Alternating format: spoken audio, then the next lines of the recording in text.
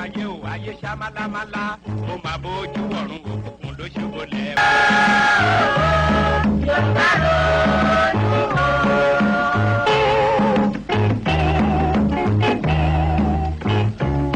Yorùbá Yorùbá sọra wọn ti bọ́ọ̀lù fáráyé. Mo kí gbogbo ọmọ Yorùbá a kú dédé àsìkò yìí.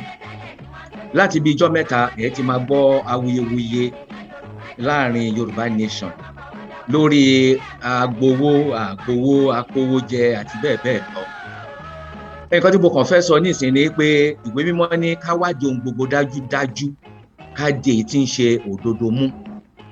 Torí náà mo ń fi àsìkò yìí ké sí ẹnikẹ́ni tó bá mọ̀ pé òun fowó ránṣẹ́ sí mi yálà fún ara mi tàbí fún ẹgbẹ́ ìlànà tàbí fún Yorùbá Nation struggle yìí, ó jọ kó gbé receipt irú owó bẹ́ẹ̀ kó gbé jáde kí receipt yẹn fi hàn wá èló ni owó tẹ́ni náà ránṣẹ́ sí mi, ìjọ wo dẹ̀ ni. Mo dẹ̀ rọ̀ gbogbo àgbà Yorùbá pé kẹ́ ẹ jọ̀ọ́ ẹ mú kinní lọ́kùnkúndùn, ẹ gbé ìgbìmọ̀ dìde láti ṣe ìwádìí lórí ẹ̀.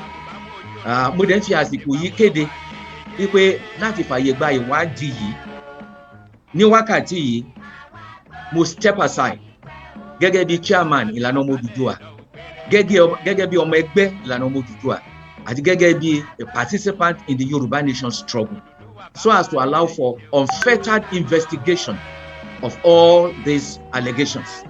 Torí in all developed parts of the world, nǹkan tí àwọn èèyàn máa ń ṣe ni pé tí wọ́n bá fi ẹ̀sùn kan ẹnikẹ́ni tó wà nípò, ó máa ń step aside ni láti fàyè gba ìwádìí tó múnádóko.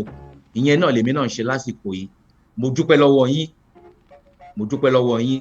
Nígbà tí wọ́n bá dẹ̀ wádìí náà, nǹkan tí wọ́n bá rí, mo rọ̀ wọ́n kí wọ́n jọ kán gbé jáde fún gbogbo ọmọ Yorùbá láti rí. Àṣírí kankan ò gbọdọ̀ sí ńbẹ̀. Ẹ tú gbogbo ẹ̀ síta, ẹ tú síta. Torí gbogbo ọmọ Yorùbá ló ní ẹ̀tọ́ láti mọ òótọ́ tàbí àìṣòótọ́ tó rọ̀ mọ́ gbogbo ọ̀rọ̀ olówódé nínú ìjàngbara tá à ń ṣe lọ́wọ́ yìí. Ẹ ṣé, Ọlọ́run á ràn wá lọ́wọ́. Adélẹ̀ yìí rí. Bọ̀ mo rán yín létí, mo ti step aside. Ẹ ṣé.